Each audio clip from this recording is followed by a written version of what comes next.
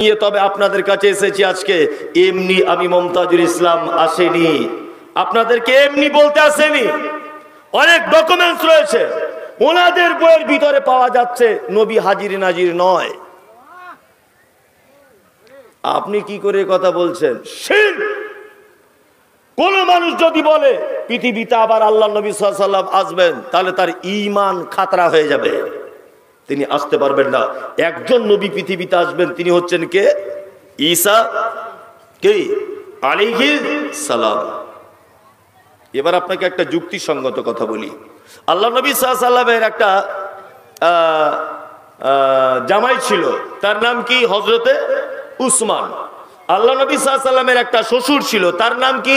হযরতে ওমর। আল্লাহ নবী সাল্লাল্লাহু আলাইহি ওয়াসাল্লাম পৃথিবী থেকে চলে গেলেন, হযরত ওমরকে নামাজরত অবস্থাতে পিছন দিক দিয়ে তলোয়ার দিয়ে মারা হয়েছিল, জানেন? হযরত উসমানকে মারা হলো, নিজের হাসান হোসেন দুটো নাতিকে মারা হলো, জি মুহাম্মদ সাল্লাল্লাহু আলাইহি ওয়াসাল্লামের অনেক সাহাবীকে চূড়াগুপ্তা ভাবে মারা হলো। মুহাম্মদ সাল্লাল্লাহু আলাইহি ওয়াসাল্লাম কই একবারও স্বপ্নের মাধ্যমে এসে বলতে পারলেন না, আবু বকর তুমি আমার শ্বশুর, তুমি নামাজ পড়তে যেও না, তোমাকে পিছন দিক দিয়ে মেরে দেওয়া হবে, উসমান তোমাকে মেরে দেওয়া হবে, হাসান হোসেন তোমাকে মেরে দেওয়া হবে? আল্লাহ নবী সাল্লাল্লাহু আলাইহি ওয়াসাল্লাম একবারও বলতে পারলেন না। কিছুদিন আগে হজ করতে গিয়ে কাবা শরীফের পাশে একটা রাস্তাকে কেন্দ্র করে, কোন একটা বিল্ডিং ভাঙাকে কেন্দ্র করে অসংখ্য মানুষ হজ করতে গিয়ে মারা গিয়েছিল না? দেখেছেন আপনারা? আজ থেকে ৫-৭-১০ বছর আগে মারা গিয়েছিল অসংখ্য মানুষ। আল্লাহ নবী সাল্লাল্লাহু আলাইহি ওয়াসাল্লাম সৌদি আরবের কাবার ইমাম সাহেব একবার স্বপ্ন দেখাতে পারলেন না যে কাবার ইমাম সাহেব আপনি কখনোই হজ বন্ধ রাখুন, আর না হলে হজের লোকগুলোকে সাবধান করুন, কারণ না হজের এই লোকগুলো মারা যাবে। আচ্ছা বলুন তো, আল্লাহ নবী সাল্লাল্লাহু আলাইহি ওয়াসাল্লাম এটা স্বপ্নের মাধ্যমেও কি করতে পারতেন না? করতে পারতেন। চলুন এবার কোরআন শুনি, শিরক কাকে বলে। আল্লাহ তাআলা পবিত্র আল কোরআনে বলছেন যে আইশুরিকুনা মা লা ইয়াখলুকু শাইয়ান ওয়া হুম ইখলাকুন। আল্লাহ সুবহানাহু ওয়া তাআলা বলছেন, তারা কি এমন কাউকে শরীক সাব্যস্ত করে যে একটি বস্তু সৃষ্টি করেনি, বরং তাদেরকে সৃষ্টি করা হয়েছে। পৃথিবীতে কিছু মানুষ আছে না, মৃত মানুষদেরকে কবর থেকে ডাকছে কি ডাকছে না? কবর থেকে ডাকছে কি ডাকছে না? আল্লাহ তাআলা বলছে, তোমরা কাদেরকে ডাকছো? যাদেরকে ডাকছো তাকে তো আমিই বানিয়েছি। তাদেরকে আল্লাহ বানিয়েছে, কি বানায়নি? কাদেরকে তোমরা ডাকছো কবরের ভিতরে? কোন মানুষকে তোমরা বড় হিসেবে তাদেরকে আহ্বান করছো? তাদেরকে তো আমি আল্লাহ বানিয়েছি। সূরা আরাফ আয়াত নাম্বার হচ্ছে 191 আল্লাহ সুবহানাহু ওয়া তাআলা বলছেন আইশুরিকুনা মা লা ইয়াখলুকু শাইয়ান ওয়া হুম ইখলাকুন। তোমরা যাকে ডাকছো অবশ্যই সেও আমারই সৃষ্টি, তোমরা তাকে অতিরিক্ত ডাকতে যেও না। শিরক মারাত্মক বড় পাপ, এটা থেকে দূরে থাকবেন। 2, শিরক কত বড় পাপ আপনাকে একটা জিনিস বলে দিই, খুব বুঝতে সুবিধা হবে আপনার। কি বলে দিই? আচ্ছা আপনারা এখানে যারা বসে আছেন, আল্লাহ ছাড়া কারু কাছে চাওয়া পাওয়া কিছু যায়? কিছু যায়? বলুন, কিছু যায় না। আমি এটা প্ল্যাটফর্ম, রেল স্টেশন, আমি এখানে দাঁড়িয়ে আছি, আমি এখানে কি দাঁড়িয়ে আছি, ওইখানে একটা মৌলভী সাহেব দাঁড়িয়ে আছে, তা আমি এখানে দাঁড়িয়ে দাঁড়িয়ে একটা বিস্কুট আর চা খাচ্ছি। ধরে নেন একটা প্ল্যাটফর্মে কুকুর ঘুরছিল। আচ্ছা বলুন তো, এই কুকুরটা ঘুরতে ঘুরতে ওর কাছে দাঁড়াবে না যে চা খাচ্ছে তার কাছে দাঁড়াবে? কোনটা? যে চা খাবে তার কাছে দাঁড়াবে, কারণ কুকুরও বোঝে। কুকুর কি বোঝে না? কুকুর বোঝে যে ওই মৌলভী সাহেবের কাছে দাঁড়ালে একটু বিস্কুট ভেঙে দিতে পারে। তাহলে কুকুর অবলা প্রাণী, ও জানে যে কার কাছে গেলে বিস্কুট পাওয়া যায়, কার কাছে গেলে রুজি পাওয়া যায়, তাই না? কিন্তু বর্তমানে কিছু মানুষ রয়েছে, কারা তারা যায় মাজারে, নতুন গাড়ি কিনেছে, মাজারে যাচ্ছে কি করতে? যাতে গাড়ি অ্যাক্সিডেন্ট না হয়। আচ্ছা হুজুরেরই তো অনেকবার গাড়ি অ্যাক্সিডেন্ট হয়েছে, হুজুরের গাড়ি তো অনেকবার অ্যাক্সিডেন্ট। দোকান করেছে, বলছে যাতে বেশি করে বেচা কেনা হয় একটা তাবিজ দিয়ে দেন। আরে হুজুরের যদি এতই কেরামতি, হুজুর তোমাকে তাবিজ দিয়ে লাখ টাকার ব্যবসায় প্রতিষ্ঠিত করে দিতে পারছে, তো হুজুর তো নিজে ঘরে বসে থেকে খাবে, তাবিজ কেন বিক্রি করে খায় হুজুর? হুজুর তাবিজ বিক্রি করতে যায় কেন? আমি মমতাজুল ইসলাম ভণ্ডামি ফাঁস করে দিয়েছি, জি যারা সোশ্যাল মিডিয়াতে দেখছেন সূরা আরাফের 191 নম্বর আয়াত থেকে 197 আয়াত পর্যন্ত অবশ্যই তার বাংলাটা পড়ে দেখবেন আল্লাহ সুবহানাহু ওয়া তাআলা কি বলতে চেয়েছেন। শিরক মারাত্মক বড় পাপ। আল্লাহর যে ক্ষমতা আছে এই ক্ষমতা পৃথিবীর অন্য কারো আছে এটা মনে করা কি শিরক। অতুকিমুস সালাতিল মাকতুবাতা, আল্লাহ নবী সাল্লাল্লাহু আলাইহি ওয়াসাল্লাম ওই ছেলেটাকে বলছেন, এই তুমি জান্নাতে যেতে চাইছো, জান্নাতে যদি যেতে চাও 5 ওয়াক্ত সালাত আদায় করো। ইনশাআল্লাহ আমরা সবাই করি নাকি? 5 ওয়াক্ত নামাজ পড়িতে সবাই ইনশাআল্লাহ ইনশাআল্লাহ ইনশাআল্লাহ। যারা 5 ওয়াক্ত সালাত আদায় করেন আলহামদুলিল্লাহ, যারা করেন না এদের জন্য জাহান্নাম। একটা লোক যদি নামাজ না পড়া অবস্থায় মারা যায় থাকার জায়গা হবে জাহান্নাম। কোরআন কথা বলছে, মা সালাকাকুম ফি সাকার ক্বালু লাম নাকু মিনাল মুসাল্লিন, ক্বালু লাম নাকু মিনাল মুসাল্লিন। কিয়ামতের মাঠে একজন জাহান্নামী আর একজন জান্নাতীকে ডেকে বলবে, ভাই রে তুই কেন জাহান্নামে, আমি কেন জান্নাতে? তখন ওই জাহান্নামী বলবে, ক্বালু লাম নাকু মিনাল মুসাল্লিন, আমি জাহান্নামে এই কারণে এসেছি ভাই, আমি শুধু নামাজ পড়ি না। অনেক মানুষ আছে না বলছে নামাজ না পড়তে পারে হুজুর আমার ঈমান চাঙ্গা আছে। অনেকজন এই কথা বলছে কি বলছে না? আরে মৌলভী সাহেব নামাজ না পড়তে পারি আমার ঈমানের কোনো অসুবিধা নাই, এ কথা বলছে কি বলছে না? তোমার ঈমানের অসুবিধা নাই নয়, তোমার ঈমান নাই তা অসুবিধা থাকবে কি করে? হ্যাঁ, তোমার তো ঈমানই নাই, তোমার আবার সুবিধা অসুবিধার আবার কি আছে? এ কথা আমি অনেক জায়গায় বলি। একদিন মাদ্রাসায়, আমার মাদ্রাসায় বসে আছি, তা একটা ছাত্রীর বাপ এসেছে, এসে বলছে আমাকে, হুজুর আমি একটা পাপ কাজ থেকে সারা জীবন বেঁচে আছি, আপনারা যতই বড় বক্তা হন আর যাই হন এই পাপ থেকে আপনারা বাঁচতে পারবেন না। আমি বললাম কি ভাই? বলছে আমি জীবনে কোনো মেয়ে ছেলের মুখ দেখিনি। আমি বললাম তাহলে আলহামদুলিল্লাহ। না ভাই আমি বাসে ট্রেনে ঘুরি, আমি অনেক মেয়েটে দেখি, চোখে পড়ে দেখি না, দেখি। তো ও তখন বলছে নিজ জীবনে আমি কোনো মেয়ের মুখ দেখিনি। আমি তখন মনে মনে ভাবছি আল্লাহ এ তো মানুষ না, এ তো ফেরেশতা। তাহলে হ্যাঁ এ তো ফেরেশতা হবে নিশ্চয়, মানুষ হতে পারে না। লোকটা অজুখানাতে মাদ্রাসাতে অজু করতে বসেছে, চশমাটা খুলেছে, তা দেখছি লোকটা অন্ধ। তাই বললাম ভাই তোমার তো মেয়ে ছেলে দেখার মেশিনই নাই, তো দেখবে কি করে?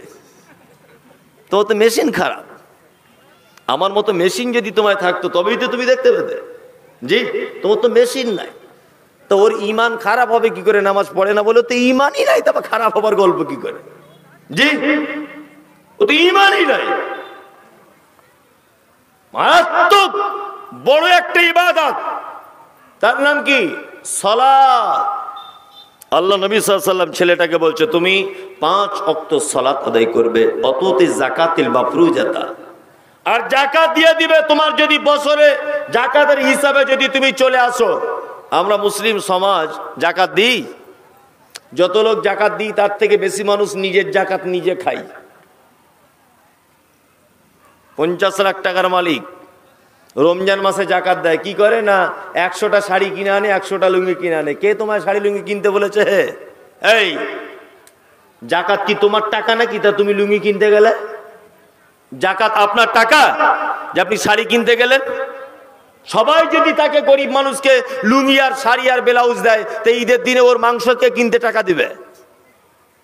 ওর মাংস কিনতে টাকা কে দিবে? ওর সিমাই কিনতে টাকা কে দিবে? হ্যাঁ, ওর বাড়িতে আত্মীয় স্বজন আসবে, রুটি পাকাবে, আটা কেনার টাকা কে দিবে? যাকাতের টাকা নিয়ে খুব পুটুর পুটুর করছে না, 20টা শাড়ি কিনে এনে বিলি করছেন, একদম নয়। টাকা হয়েছে যাকাতের টাকা দিয়ে দেন, ও টাকা নিয়ে যা পারবে ও করবে নিজের ইচ্ছাতে, ওর টাকাতে আপনি হাত লাগাবেন কেন? যে রমজান মাস এসেছে বলছে খুব জাকাত দেয়, সব মাদ্রাসা থেকে আসছে। কোন মাদ্রাসা? শুক্রাবাদী 20 টাকা লেখো, মালতীপুর 50 টাকা লেখো, জালালপুর মাদ্রাসা 100 টাকা লেখো, অমুক মাদ্রাসা 200 টাকা লেখো। জাকাত হয়েছে টোটালে 1.5 লাখ টাকা। 20টা মাদ্রাসায় 50 টাকা করে দিয়ে জাকাত আদায় হয়ে গেল। 8 টাকা ও আর ওর বউ ওর ছেলে মেয়ে সবাই মিলে ভাগ করে খায়। এই তো আমাদের চরিত্র। আজকে মুসলিম সমাজের এত অবনতি কেন জানেন? তার অনেক কারণ আছে। আপনাদের গ্রামে কোনো ভিখারি আছে? কথা বলুন, একজন হাত তুলে বলুন। একজন আছে? কেউ আছে ভিখারি যে ভিক্ষা করে? আচ্ছা আচ্ছা, এই ভিক্ষা বন্ধ হয় না কেন? ওই যে লোকটা ভিক্ষা করে, সমীক্ষা করে দেখবেন ও মরণ পর্যন্ত ভিক্ষা করবে, মরণ পর্যন্ত। এই গ্রামে 500 লোকের বসবাস, এই 500 লোক মিলিয়ে ওই লোকটা সংসারটা চালিয়ে দেওয়া যায় না? যায় কি যায় না? যাদেরকে আল্লাহ জাকাত দিয়েছে, কেন বছরের শেষে রমজান মাসে ওকে একটা রিক্সা কিনে দেওয়া যায় না? আর 5000 টাকা দিয়ে দুটো মনোহারি থালা বাসন কিনে দেওয়া যায় না? তুমি ব্যবসা করো, আগামী বছর থেকে আর ভিক্ষা করবে না। এই সিস্টেম করা যায় কি যায় না? যায়। কিন্তু আমাদের এসব কিছু করি না। ভিক্ষা করতে আসছে, 2 টাকা দিয়ে দিলাম, মিটে গেল। আপনারও 2 টাকা দিয়ে গায়ে লাগলো না, আর ওরও 2 টাকা করে 50 জন দিলে 100 টাকা হলো, ওরও সংসার ভালো করে চললো না। তার মানে ভিক্ষাও করতেই থাকবে, ভিক্ষাও করতেই থাকবে।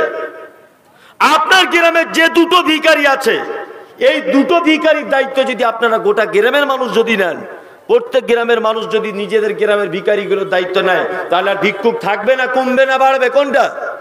একটাও থাকবে না। ওকে আল্লাহ টাকা দিয়েছে, লুঙ্গি কিনে এনে রমজান মাসে বিলি করছে।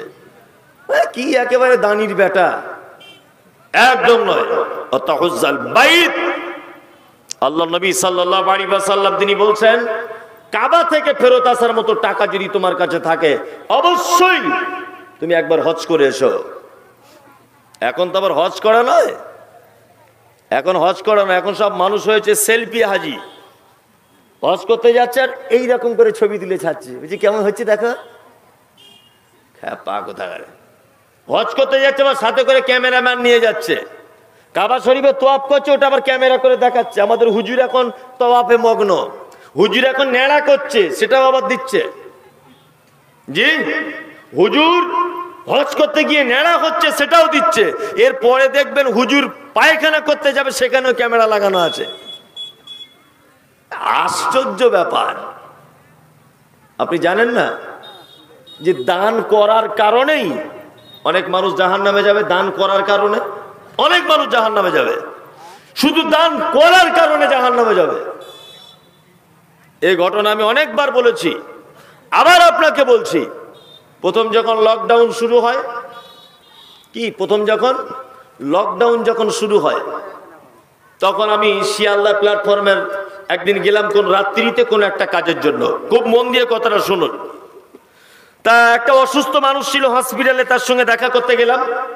তা শিয়ালদা প্ল্যাটফর্মে ঘুরছি, আমার 4 চাকা গাড়িটা এক সাইডে রেখে, আমি, আমার স্ত্রী আছে। আমি রুগীটা দেখার সময় যখন ফিরছি, তখন দেখছি একটা যুবক ছেলে আর একটা যুবতী মেয়ে, দুজনা দেখি ঘুরছে। দুজনের হাতে 2টো করে 4টে ব্যাগ রয়েছে। আমি আস্তে আস্তে করে ছেলেটার কাছে গেলাম, গিয়ে বললাম, ভাই বাড়ি কোথায়? বলছে কলকাতা চিড়িয়া মোড়ে, দমদম। তাই বললাম, কি ব্যাপারে এত রাতে ব্যাগ নিয়ে কি দিচ্ছেন লোকগুলোকে? তখন বলছে, হুজুর আপনাকে তো চিনি না, জানি না, তারপরেও বলছি, লকডাউন হবার কারণে শিয়ালদা প্ল্যাটফর্মে ট্রেন সব বন্ধ, যাত্রীদের যাতায়াত বন্ধ, দোকানপাট সব বন্ধ। এই পাগলগুলো এরা এখানে সব পড়ে আছে না খাওয়া অবস্থাতে। ওই জন্য আমি আর আমার স্ত্রী দুজন অফিস থেকে বাড়িতে এসে বিরিয়ানি তৈরি করে বা সাদা ভাত রান্না করে সব পাগলগুলোকে 1 প্লেট করে খাবার দিই আর 1 বোতল করে পানি দিই। আমি বললাম, ভাই আপনার এই কাজকে আমি স্যালুট জানাই। আমি কি একটা ফটো করে আমি কি সোশ্যাল মিডিয়াতে আপনার জন্য কিছু বলতে পারি? আমাকে তখন ছেলেটা বলছে, মৌলভী সাহেব আমি জাতিতে খ্রিস্টান, তবে শুনুন, সোশ্যাল মিডিয়াতে আসার জন্য আমি এই কথা বলছি না। এই কাজ আমি ঈশ্বরকে খুশি করার জন্য করছি, পৃথিবীর কোনো মানুষকে জানাবার জন্য এই কাজ আমি করছি না। খ্রিস্টান জানে কোনো কিছু করতে গেলে গোপনে করতে হয়, আর মুসলমান তুমি লকডাউনে 2টো কাউকে চাল দিয়েছো, সেইটা ক্যামেরা করে আবার ফেসবুকে ছেড়ে দিচ্ছ। আমাদের গ্রামে আব্দুর রহমানের খাওয়া হচ্ছিল না, 2 কেজি চাল দিয়েছি, আবার ক্যামেরা করে ছেড়ে দিয়েছি। কেন? আপনি যে ভাইয়ের ছবি ক্যামেরাতে ছাড়লেন, ওই ভাইয়ের মেয়ে জামাই থাকতে পারে কি পারে না? তার আত্মীয় স্বজন থাকতে পারে কি পারে না? হ্যাঁ, তার আত্মীয় স্বজন, তার মেয়ে যখন শ্বশুর বাড়িতে দেখবে আজকে আমার আব্বা বড় অসহায়, এই জন্য আমার আব্বা 2 কেজি চাল পেয়েছে, আমার আব্বাকে সোশ্যাল মিডিয়াতে ছেড়ে দেওয়া হলো। শ্বশুর বাড়ি তার জায়ের কাছে, তার ননদের কাছে, তার শাশুড়ির কাছে অপমান হবে কি হবে না? হবে, যে তুই একটা ভিখারির মেয়ে। কেন এগুলো? হজ করুন, দান করুন। আপনার দানের মধ্যে যেন রিয়া যেন চলে না আসে, লোক দেখানো যেন না আসে। আল্লাহ আমাকে আপনাকে সকলকেই এই আমলগুলো সঠিকভাবে করার তৌফিক দান করুক, বলুন আমিন আমিন। এইবারে আবার বলছি, জাহান্নাম চলে যাচ্ছে 2-4 জন লোক। কারা তারা? এর ভিতরে অনেক মানুষ আমরা জড়িয়ে। কে কে আছি আপনাকে বলছি, শুনুন। আল্লাহ তাআলা বলছেন বিসমিল্লাহির রহমানির রহিম, আরাআইতাল্লাযী ইউকাযযিবু বিদ্দীন। আচ্ছা, কিয়ামতের দিন একদিন হবেই হবে, এটা আপনাদের বিশ্বাস আছে? আছে, হবে। আল্লাহ তাআলা বলছেন আরাআইতাল্লাযী ইউকাযযিবু বিদ্দীন, কখনোই ওরা কিয়ামতের দিবসকে বিশ্বাস করে না। আপনি কি দেখেছেন? আল্লাহ নবীকে বলছেন, আপনি কি দেখেছেন তাদেরকে যারা কিয়ামতের দিবসকে বিশ্বাস করে না? কারা তারা? হাযালিকাল্লাযী ইয়াদউল ইয়াতীম, যারা এতিমদেরকে গলা ধাক্কা দিয়ে বার করে দেয়। আল্লাহু আকবার। এতিম কাকে বলে? এতিম যার আব্বা মারা গেছে, এখনো বালেগ হয়নি ছেলে মেয়ে, ও হচ্ছে এতিম। যার মা মারা গেছে ও এতিম নয়, ও এতিম নয়। আল্লাহ তাআলা এখানে কি বলছেন? ওর ঈমান নেই কিয়ামতের প্রতি। কে সে?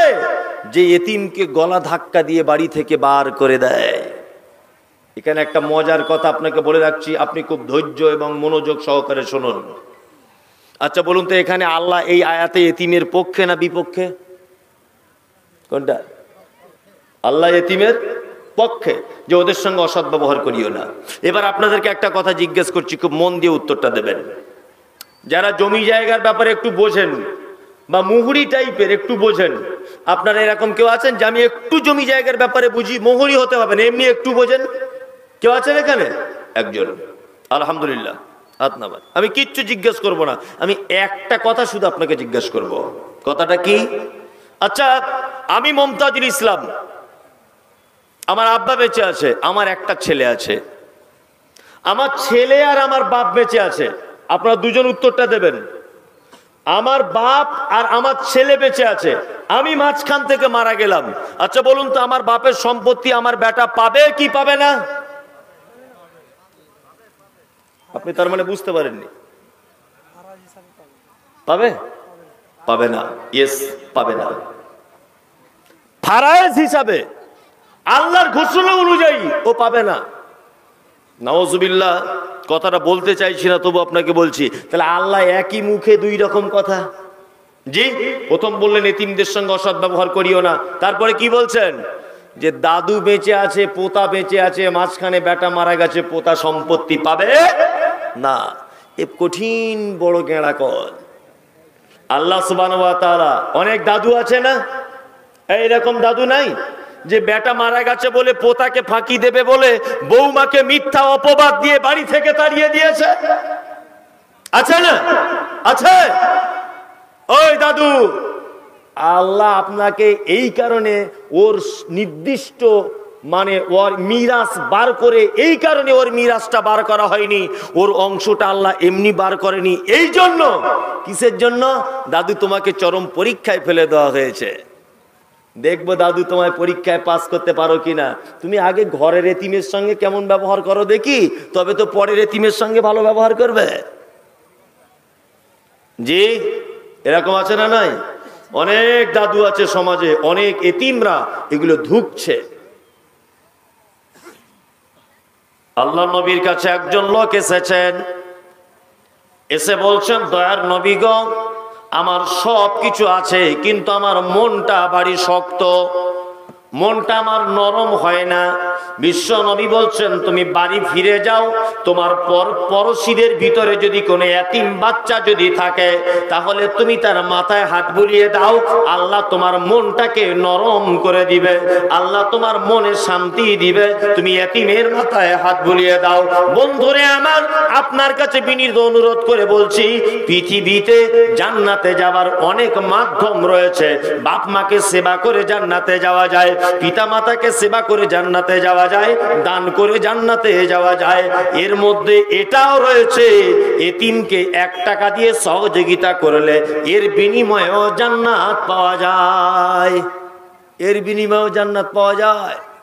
বাজারে ঘুরছিলেন, দোকানে আপনার পোতাকে নিয়ে দোকানে গেলেন, আপনার পোতার জন্য 4টে লেজ কিনে দিলেন, 2টো ক্যাডবেরি কিনে দিলেন, পাশে একটা এতিম বাচ্চা ছেলে আছে, তার আব্বা নেই। অবশ্যই আপনি আপনার পোতাকে 4টে ক্যাডবেরি দিলে ওকে অন্তত পক্ষে একটা ক্যাডবেরি কিনে দেন, ওকে একটা অন্তত পক্ষে দেন, আল্লাহ খুশি হয়ে যাবে। আর আমরা কি করছি? আমরা শুধু এতিমের মাল কি করে ডুপ্লিকেট করে লিখে নেওয়া যায় এই ধান্দাতে ঘুরছি। আর আমাদের দাদুদের জমি ভাগ করাও কঠিন। হাজি সাহেব হজ করার আগে জমি ভাগ করছে কেমন করে? 4টে বেটা আর 3টে বেটি। 4টে বেটাকে দেখে বলছে এক কাজ কর, তোরা রাস্তার ধারে মেন ফন্ডের জমিগুলো তোরা 3 ভাইলে, তোরা 4 ভাই ভাগ করে লে। আর বেটিগুলোকে বলছে এক কাজ কর, তোরা তো পরের ঘরে চলে যাবি, ওই বিলের মাঝখানে একটা জমি আছে, পানি জমে থাকে, ওইটা তোরা 3 গুণে ভাগ করে লে। ও যে প্লেনে করে হজে গেছে মনে মনে ভাবছি প্লেন তো ভেঙে যাওয়ার কথা, ও পৌঁছালো কি করে আরব পর্যন্ত? এই জমি ভাগের যা ক্যাপাসিটি, তো প্লেন ভেঙে মরে যাওয়ার কথা। কি বলছি বুঝতে পারছেন না? এরকম জমি ভাগ করে না, সব মেয়েগুলোকে ফাঁকি দিয়ে দিয়েছে। এত বড় বড় দাড়ি, টিবিল হাজি, টাকা বেশি হয়েছে, হজ করে এসেছে, আর তসবি নিয়ে ঘুরছে। ফেরেশতারা মনে মনে এরকম লাঠি শান দিচ্ছে, আয় তুই একবার, তো তসবি বার করে দেবো আয়। জমি ভাগ করার সময় মেয়েগুলোকে দিয়েছে রাস্তার এই মাঠের বিলের মাঝখানে, আর ছেলেগুলোকে মেন ফন্ডে। ফেরেশতারাও লাঠিতে তেল লাগাচ্ছে, একবার এসো হাজি সাহেব তোমায় কি করি, পালিশ করে ছাড়বো তোমাকে, খুব সাবধান। অত ভাগ করার ঢং কিসের? মারা যাবেন সবাই, যে যার পেয়ে যাবে। অত ভাগ করার কিসের? যদি ভাগ করতেই হয় বড় করে আলেমের কাছে গিয়ে জমির টোটাল অংশ ফেলে দেন, এত আমার ছেলে, এত আমার মেয়ে, আমার, আপনি দয়া করে একবার ভাগটা বিলি বন্টন করে দেন, হয়ে যাবে। অত দায়িত্ব নিতে যাবেন কেন? শুনুন, আপনাকে ইনসাফ করার কথা বলা হয়েছে। বেটা মারা গেছে বলে পোতাকে জমি দেবেন না, ডুপ্লিকেট করে কবরে ঢুকে যাবেন, এ বুদ্ধি কে দিল? ইনসাফ করতে হবে এতিমের প্রতি। অবশ্যই এতিমকে যদি আপনি 1 টাকা দিয়ে যদি সহযোগিতা করেন, বিনিময় কি? জান্নাত। বিনিময় জান্নাত। একটা লম্বা চওড়া হাদিসের ঘটনা আপনার সামনে পেশ করছি, খুব মন দিয়ে শুনে নেন। আল্লাহ নবী সাল্লাল্লাহু আলাইহি ওয়াসাল্লামের কাছে একটা ছেলে এসেছে। হাদিসটা শুনতে হাসিও পাবে, মজাও লাগবে, তবে মন দিয়ে শুনুন, তাহলে মজা লাগবে। আল্লাহ নবীর কাছে একটা ছেলে এসেছে, একদম বাচ্চা ছেলে। আল্লাহ নবীকে এসে বলছেন, আল্লাহ নবী, আমি এতিম, আমার আব্বা নেই, আমার একটা খাজুরের বাগান আছে, আমার বাগানের পাশে আর একটা লোকের একটা বাগান আছে। যখন আকাশে ঝোড়ো হাওয়া হয়, ওর বাগানের খেজুর আমার দিকে আসে, আমার বাগানের খেজুর ওর দিকে যায়। আল্লাহ নবী, লোকটা খুব খাতারনাক, খুব বদমাইশ টাইপের লোক, ও আমাকে বারবার মারতে আসে। আল্লাহ নবী, আমি মনে মনে ভেবেছি 2টো বাগানের মাঝখানে সীমানা ধরে যদি একটা প্রাচীর তুলে দিই, তাহলে কি এটা ঠিক হবে না? বিশ্ব নবী বলছেন, অবশ্যই তুমি প্রাচীর তুলে দাও, যাও। বাচ্চা ছেলেটা গেল, গিয়ে প্রাচীরের কাজ শুরু করে দিল, সীমানা ধরে করছে। একটা গাছ এইভাবে লেগে গেল। কিভাবে? এইভাবে, ওর অর্ধেক এর অর্ধেক। বাচ্চা ছেলেটা ওই বাগানের মালিকের নাম আবু লুবাবা। আবু লুবাবাকে গিয়ে ডেকে বলছে, ভাই তুমি গাছটা কেটে নাও, আর না হলে আমাকে বিক্রি করে দাও, তোমাকে পয়সা দিচ্ছি। তখন আবু লুবাবা বলছে, গাছ কাটবো না, বিক্রি করবো না, আমার গাছ যেখানে আছে ওইখানেই থাকবে। কিছু লোক আছে না আমাদের সমাজে এইরকম বদমাইশ কোয়ালিটির। মসজিদের বাথরুম ঘর হচ্ছে, 1 হাত জায়গা দিলে বাথরুমটা একটু বড় করে হয়, তো ওকে বারবার যাচ্ছে, সুলেমান চাচা একটু জায়গাটা দিলে ভালো হতো না, কত টাকা নিবে বলো? ও তখন গরম দিয়ে বলছে, আমি দিব না, যেমন হচ্ছে ওই রকমই কর। মানে এমন গরম দেখায় যেন ওর বাপের আর ওর কবর হবে ওইখানটায়, এমন গরম দেখায়। গরিব মানুষ জায়গা কিনেছে একটা জমির পাশের জমিতে, প্রথম জমিওয়ালার মালিকের রাস্তা নাই, দ্বিতীয় মালিকের রাস্তা নাই। প্রথম জমির ফন্ডে যে আছে তার কাছে বারবার যাচ্ছে গরিব মানুষটা, চাচা একটু রাস্তাটা দাও না 3 ফুট, তাহলে বউ ছেলে নিয়ে একটা ঘর করে কোন রকম একটা ঝুপড়ি করেও থাকতে পারি। ও তখন 3 লাখ টাকার জায়গার দাম চাইছে 13 লাখ টাকা। এটা তো আপনার আমার চরিত্র, ঠিক বলছি কিনা বলুন? এটা আপনার আমার চরিত্র এটা। অথচ মুহাম্মদ সাল্লাল্লাহু আলাইহি ওয়াসাল্লাম বলেছেন, কোন মুসলিম যেন আর একটা মুসলিমের যেন রাস্তা যেন আটকিয়ে না দেয়। কখনোই রাস্তা আটকাতে পাবেন না আপনি। তা ওই লোকটা তখন বলছে, গাছ কাটবো না, বিক্রি করবো না, তো যা ইচ্ছা তাই কর। বাচ্চা ছেলেটা আল্লাহ নবীর কাছে এসেছেন, এসে বলছেন, আল্লাহ নবী ঘটনা এই এই এই ঘটেছে। বিশ্বনবী বললেন, ওই বাগানের মালিককে একবার ডাকো। ওই বাগানের মালিককে ডাকা হলো। বিশ্বনবী বলছেন, ও আবু লুবাবা, এ তো একটা ইয়াতীম বাচ্চা ছেলে, প্রাচীরটা যাতে সোজা হয় সেই কারণে গাছটা নয় তুমি কেটে নাও, নয় গাছটা তাকে বিক্রি করে দাও। ও তখন বলছে, আল্লাহর নবী গো, আপনার সব কথা মানবো, এই কথাটা মানবো না, গাছ বিক্রি করব না, গাছ কেটেও নেব না। আল্লাহর নবী বলছেন, দেখো, এতিমের উপরে জুলুম করিও না, এতিমকে কষ্ট দিও না, কিয়ামতের মাঠে কিন্তু বিপদে পড়ে যাবে। ও তখন বলছে, আল্লাহর নবী, আমি যতই বিপদে পড়ে যাই তবু আপনার কথাটা আমি মানতে পারলাম না। আল্লাহ নবী বলছেন, আবু লুবাবা, ওই খাজুরের গাছটা এই লোকটাকে দাও, এতিমটাকে, বাচ্চা ছেলেটাকে, আর জান্নাতে একটা খাজুরের গাছ নাও। তখন ওই লোকটা বলছে, জান্নাতেও গাছ চাই না। কত ভালো লোক তাহলে ভাবুন, কি বলছে, হুজুর জান্নাতেও গাছ দরকার নাই। আশ্চর্য ব্যাপার নয়? আশ্চর্য ব্যাপার। এই বলে বিশ্বনবী থামলেন না, আবার বললেন, ওই বাগানের মালিক, তুমি শোনো, তোমাকে জান্নাতে যে খাজুরের বাগানটা দেওয়া হবে, ওই বাগানটা 100 বছর যদি একটা ঘোড়া যদি একভাবে দৌড়াতে থাকে, তবুও তোমার ওই জান্নাতের গাছের ছায়াটা পর্যন্ত শেষ করা যাবে না। এত বড় খাজুরের গাছ তোমাকে দেওয়া হবে। বলছে, আল্লাহ নবী, আপনি আমাকে যতই বুঝান আমি বুঝবই না, আমি বুঝবই না। কিছু লোক আছে না, আমাদের গোদা বাংলায় বলে এঁড়ে লোক, তাকে জীবনে কোনদিন বোঝা যায় না, টেঁড়া লোক আর কি। জীবনও তাকে আপনি বোঝাতে পারবেন না, যতই আপনি বোঝান। একটা লোক তর্ক করেছে, বলছে একে একে কত হয়? বলছে 2 হয়, সবাই জানে। তা সেই লোকটা একজনের সঙ্গে তর্ক করছে যে একে একে 2 হয়, এটা তো সবাই জানে। ও তখন বলছে, ধ্যাৎ, একে একে 3 হয়। তখন ও বলছে, আরে একে আর একে 3 হয়? বলছে, হ্যাঁ 3 হয়। বলছে, 3 যদি না হয় তাহলে আমার বউকে তোকে দিয়ে দেবো। ও বলছে, এখন ও ঘরে এসে বলছে, কই গো খাদিজার মা, তর্ক করেছে এক জায়গাতে একে একে 3 হয়, এখন তোমাকে দিয়ে দেবার কথা আমি তো বলে দিয়েছি ওকে, তা ও যদি আমায় বুঝিয়ে দিতে পারে যে একে একে 2 হয়, তাহলে তোমাকে ওকে আমায় দিয়ে দিতে হবে। তখন ওর স্ত্রী খুব কেঁদে কেঁদে বলছে, কি সর্বনাশ জাহান্নামী লোক তুমি, আমাকে নিয়ে তর্ক করলে, তাহলে আমাকে আজকে থেকে তোমার কাছে থাকা যাবে না, ওর কাছেই যেতে হবে। তখন ওই লোকটা বলছে, ওরে আমি বুঝবো তবেই তো তোকে দেবো, আমি তো বুঝবোই না, আমি তো বুঝবোই না, যতই আমাকে বুঝাক, যতই বুঝাক আমি বুঝবোই না। কি বলছে বুঝতে পারছেন না? তো এই লোকটাকে আল্লাহর নবী বারবার বলছে, এই জান্নাতে যে খাজুরের গাছটা পাবে, এই গাছটা 100 বছর দ্রুতগামী একটা ঘোড়া যদি ছোটে, তবুও জান্নাতের ছায়া শেষ হবে না এই গাছটা। লোকটা তখন বলছে, আমার কিছু শোনার দরকারই নাই। ওই মজলিসে বসেছিলেন একজন বিখ্যাত সাহাবী আল্লাহর নবীর, নাম হলো তার আবু দাহাদা। আবু দাহাদা একদম লাফিয়ে উঠলেন, আল্লাহর নবীকে বলছেন, আল্লাহর নবী, এতিমকে যদি ওই গাছটা দান করা হয়, জান্নাতে এত বড় গাছ পাওয়া যাবে, এত বড় জান্নাত পাওয়া যাবে। আপনি কি শুধু ওই বাগানের মালিকের জন্য বললেন, না পৃথিবীর প্রতিটা মানুষের জন্য বললেন? বিশ্বনবী বলছেন, আমি মুহাম্মদ সাল্লাল্লাহু আলাইহি ওয়াসাল্লাম পৃথিবীর সমস্ত মানুষের জন্য বলে গেলাম, এতিমকে যদি কেউ সহযোগিতা করে, অবশ্যই তার জন্য জান্নাতে একটা খাজুর গাছের জামিনদার আমি মুহাম্মদ সাল্লাল্লাহু আলাইহি ওয়াসাল্লাম নিয়ে নিলাম। আবু দাহাদা বলছেন, আল্লাহর নবী, আমার একটা বড় খাজুরের গাছ আছে, বাগান আছে। আবু দাহাদা মজলিস থেকে চলে গেলেন। ওই বাগানের মালিক যে ওই যে একটা গাছ নিয়ে ঝামেলা করছে, তার কাছে গিয়ে বলছে, ওই বাগানের মালিক শোনো, আমার একটা বড় বাগান আছে, ভিতরে মনে হয় 600-700 খেজুরের গাছ, তার ভিতরে আছে আমার বিল্ডিং বালাখানা সবকিছু, তার ভিতরে আছে পানির কূপ, তোমাকে সবটা দিয়ে দেবো আমি, এই খেজুর গাছটা তুমি আমাকে দাও। তখন বলছে, তুমি আমাকে ইয়ার কি করছো? হ্যাঁ, আজে বাজে ইয়ার কি করছে, কি করছে না করছে। কিপটে মানুষ আছে না, দেখবেন এরকম মানুষ আছে কি না? জি, কিপটে মানুষ আছে খুব। একটা লোকের 4টে সোনার কয়েন হারিয়ে গেছে। কি বলছি মন দিয়ে শুনবেন, কটা কয়েন? 4টা সোনার কয়েন রাস্তাতে পড়ে গেছে। লোকটা ছিল খুব বখিল, খুব বখিল লোক, মানে এত চামার যে মুখে বলা যায় না। এখন 4টে সোনার কয়েন হারিয়ে গেছে।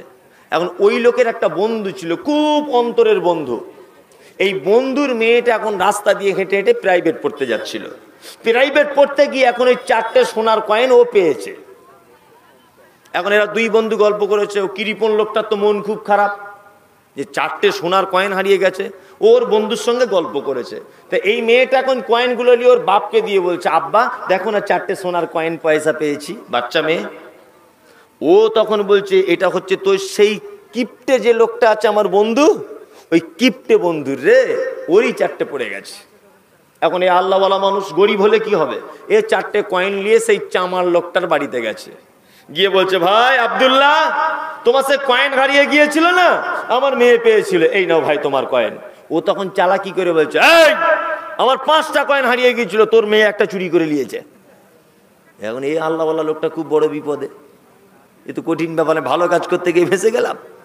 হ্যাঁ, লোকটা খুব ভয় থরথর করে কাঁপছে, না কখনই হতে পারে না, আমার মেয়ে ইমানদার, আমি নিজে ইমানদার লোক, আমি এ কাজ করতেই পারি না।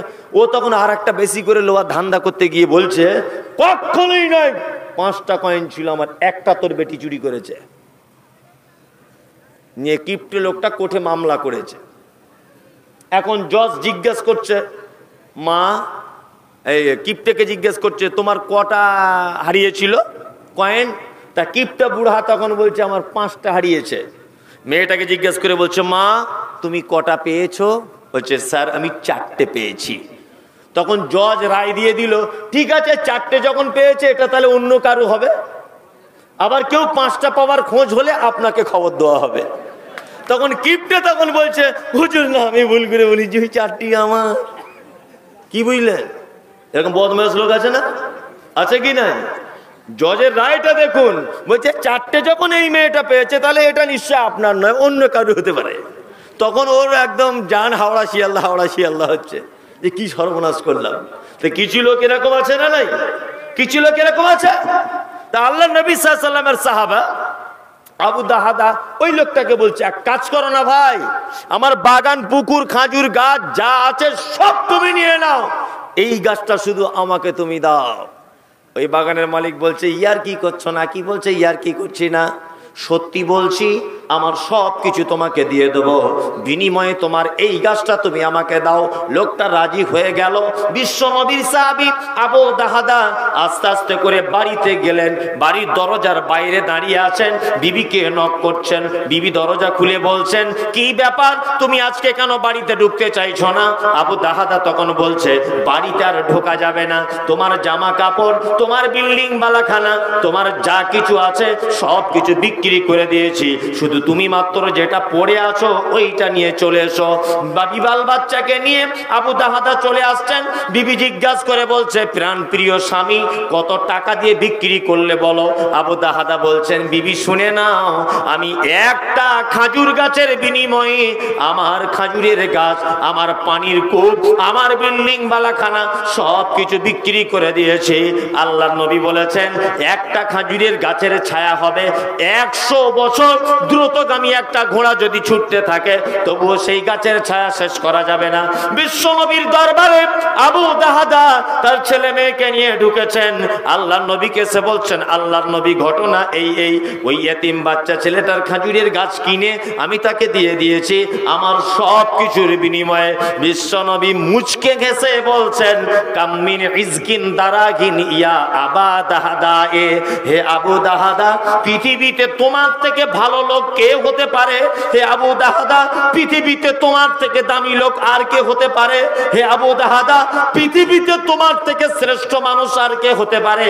যে জান্নাতের লোভে, যে জান্নাতের বিনিময়ে তার সব কিছুকে বিক্রি করে দিয়ে আল্লাহর নবীর দরবারে এসে সব ঘটনা খুলে খুলে বলছেন, বন্ধুরে আমার, এতিমের প্রতি 1 টাকা দিয়ে যদি কেউ সহযোগিতা করে, নবীজি তিনি বলছেন, এতিমের দেখাশুনোকারী, এতিমকে সহযোগিতাকারী যদি কেউ হয়, জান্নাতের ভিতরে তার একটা খাজুরের গাছ উপহার দেওয়া হবে। খাজুরের গাছ, সুবহানাল্লাহটা কালকেই বলবেন আজকে টাইম যদি না থাকে। জি জি, এতিমের প্রতি দেখাশুনো খুব কঠিন। আমাদের সমাজে ব্যবস্থা আছে? এতিমদের কোনো কোটা আছে সমাজে? নেই, কোনো কোঠা নেই। বিধবাদের জন্য কোনো পদক্ষেপ আছে? কোনো পদক্ষেপ নেই।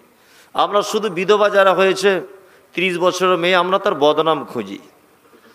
কোন একটা ছেলের মোটর সাইকেলে করে যাচ্ছে কোথাও মালতীপুরে, তার প্রয়োজন, তার বাড়িতে পুরুষ নেই, সে বাধ্য হয়েছে যেতে, সে যেতে বাধ্য হয়েছে। আমরা দূর থেকে দেখে বলছি ওটাকে রে জয়নালের বহু বহু লাগছে, মনে হয় ঘটনা কিছু ঘটছে, ওর মোটর সাইকেলে যাচ্ছে কেন? এই আপনি তো শুধু ওর মোটর সাইকেলে যাওয়াটা দেখেন, ও যখন রাতে কাঁদে, সবাই যখন ঈদের দিনে নতুন শাড়ি পরে ও যখন কাঁদে, ওর বাচ্চা যখন খাবার খাবে বলে বায়না করে, অভাবের তাড়নায় দিতে পারে না, ও যখন কাঁদে, তুমি সেটা দেখতে পাও না? তুমি সেটা দেখতে পাও না চোখে? আল্লাহ সুবহানাহু ওয়া তাআলা বলছেন, ফাযালিকাল্লাযী ইয়াদুল ইয়াতীম ওয়ালা ইয়াহুজ্জু আলা তুআমিল মিসকিন, যারা মিসকিনদেরকে খাদ্য দানে উৎসাহিত করে না, এদের জন্য জাহান্নাম। ফকির কাকে বলে আর মিসকিন কাকে বলে এটা জানেন? জি, এটা জানেন? জানেন না? আপনাকে বলে দিচ্ছি, আমি মুমতাজুল ইসলাম, আমি রিকশা চালাই। আমি কি করি? রিকশা চালাই। এখন আমার সারা বছর রিকশা চালানোর পরে 15,000 টাকা জমা হয়েছে। 15,000। ডাক্তার হঠাৎ করে বলছে আমার ছেলের হাড়ের অপারেশন, লাগবে খরচা এখন 1.5 লাখ। আচ্ছা বলুন তো দেখি, আমি 15,000 টাকার মালিক, ডাক্তার বলছে 1.5 লাখ টাকা খরচা, আমার পক্ষে এত টাকা জোগাড় করা সম্ভব? সম্ভব? কখনোই সম্ভব নয়। তাহলে আমি বাধ্য হয়ে আপনার কাছে চাইতে যাব। আমি হলাম ফকির, মিসকিন, যে নিঃস্ব, যার কাছে কিছুই নেই, এ হচ্ছে মিসকিন। আল্লাহ তাআলা বলছেন যারা মিসকিনদেরকে খাদ্য দানে উৎসাহিত করে না। তারপর আল্লাহ তাআলা বলছেন ফাওয়াইলুল লিল মুসাল্লিন, ওই সমস্ত নামাজীদের জন্য জাহান্নাম, ওই সমস্ত নামাজীদের জন্য ওয়াইল নামক জাহান্নাম। নামাজ পড়ে না, আল্লাহ তাদের কথা বলছে না, আল্লাহ বলছে যারা নামাজ পড়ে এদের জন্য ওয়াইল নামক জাহান্নাম। নেন এবার ঠেলা সামলান। নামাজ যারা পড়ে কালো দাগ হয়ে গেছে এখানে, তারপরেও আল্লাহ বলছে ওর থাকার জায়গা জাহান্নাম। আল্লাহু আকবার। আপনাদেরকে একটা কথা জিজ্ঞাসা করি, আচ্ছা আপনাদের এখানে আলেম ওলামারা বক্তব্য করেছে এটা যে ইন্নাস সালাতা তানহা আনিল ফাহশাই ওয়াল মুনকার, নিশ্চয়ই নামাজ কুকর্ম ও কুকথা থেকে মানুষকে বিরত রাখে। এটা শুনেছেন? শুনেছেন তো? এটাও আপনারা দেখেন যে একটা লোক নামাজ পড়ছে 60 বছর, তারপরেও সুদের টাকা খায়। একটা লোক নামাজ পড়ছে তারপরেও ব্যভিচার করে। একটা লোক নামাজ পড়ছে তারপরেও জমির আল কাটে। একটা লোক নামাজ পড়ে তারপরেও পরের জমি জোর করে দখল করে। এরকম নামাজি নাই? আছে তো? হ্যাঁ, তাহলে নামাজ নিশ্চয়ই কবুল হচ্ছে না। ওটা ও ইবাদত হিসাবে ভাবে না, ওটা ওর অভ্যাস হয়ে গেছে। আজান হলে মসজিদে যেতে, ওটা ওর কি অভ্যাসে পরিণত হয়েছে, ইবাদতে পরিণত হয়নি। আল্লাহ তাআলা বলছেন নামাজীদের জন্য জাহান্নাম। কোন নামাজি? আল্লাযীনা হুম আন সালাতিহিম সাহুন, যারা নামাজ পড়ে অস্বস্তি বোধের সাথে।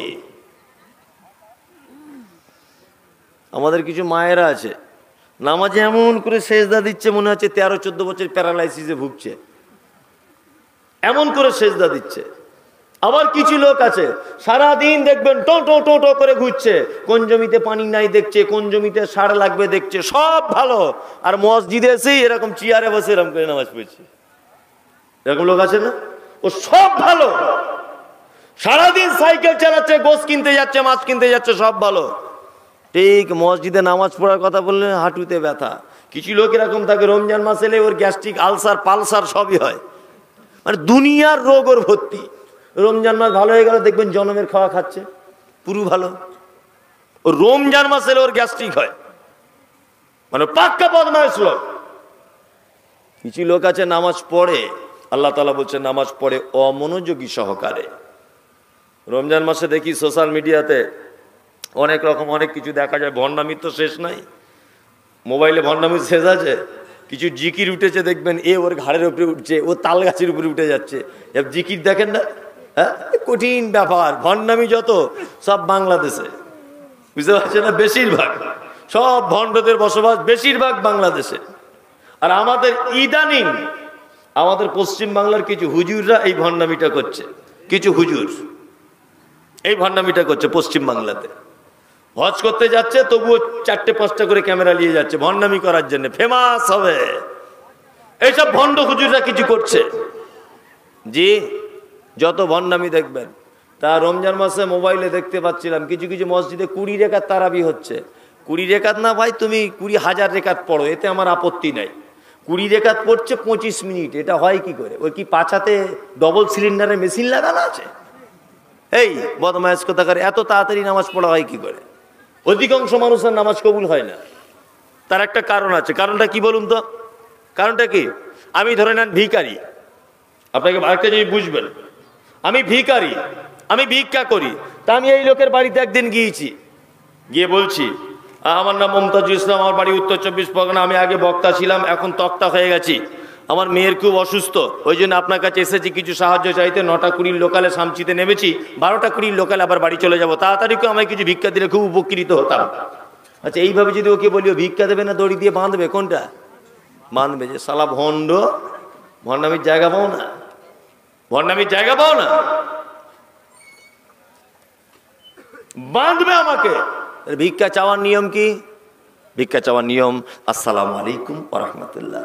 ভাই আপনার নাম আব্দুল্লাহ, শুক্রাবাড়িতে বাড়ি, আমি মমতাজুল ইসলাম, সে আপনাদের গ্রামে জলসা করতে এসেছিলাম, খুব বড় বিপদে পড়েছি, খুব বলতে লজ্জা লাগছে, যদি আমাকে কিছু দিয়ে সহযোগিতা করতেন তাহলে খুব ভালো হতো। এইরকম যদি ভিক্ষাটা চাই, আচ্ছা বলুন তো, ভিক্ষা দেবে কি দেবে না? দেবে। 10 টাকার জায়গায় 10 পয়সাও তো দেবে। আর আগে যেমন করে চেয়েছিলাম ভিক্ষা পাবো, পাবো না, বরঞ্চ কাঁচা কুঞ্চি দিয়ে পিঠ ছিলে দিতে পারে। শালা ভণ্ড কোথাকারে। বলবে কি বলবে না? বলবে। নামাজে দাঁড়াচ্ছে, আল্লাহু আকবার, আলহামদুলিল্লাহ রাব্বিল আলামিন, হ্যাঁ না, কি ধান কল মেশিন চলছে নাকি এটা? বিয়াদব কোথাকারে। নামাজে দাঁড়িয়েছেন পাপের বোঝা মাথায় নিয়ে, আল্লাহু আকবার, আলহামদুলিল্লাহি রাব্বিল আলামিন, সমস্ত